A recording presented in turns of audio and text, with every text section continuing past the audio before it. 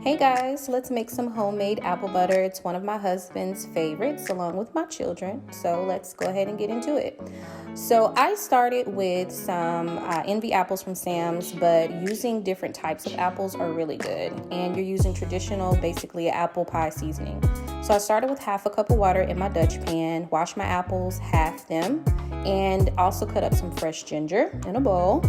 And I use an entire bag. So if you shop at Sam's or Costco, a whole bag of apples. So use half a cup of water, brought it to a boil, put in my apples, remove the cores, and added in my ginger, every piece of it. I'm working with one hand, y'all. Be patient. So I added in a couple of cloves. I think I had about 6 there. And I'm starting with my nutmeg. And then next I'm gonna pick up my allspice. And from there, my cinnamon, again, some ginger, as well as some cardamom powder, and my brown sugar, vanilla, and unfortunately I didn't have any molasses, so I just used maple syrup, but molasses definitely does work better.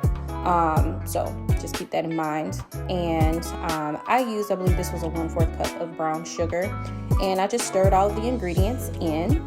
And also, once I added the salt, I want to just say that I added in about maybe a teaspoon. And I brought it to kind of a medium simmer until my apple skin changed colors and my apples had stewed enough to where I could push them with the spoon, but not like super, super mushy. So while they were hot, I went ahead and added them to my Ninja blender. And some of that juice I did keep. I didn't add it into the blender, but I did keep it just in case things were a little too thick. But everything turned out perfectly. And I blended it for about 2 minutes, and that is what you get. Isn't that pretty? Y'all, so good. It's usually darker if you have molasses, but it turned out perfectly, and I hope you guys give it a try. Enjoy.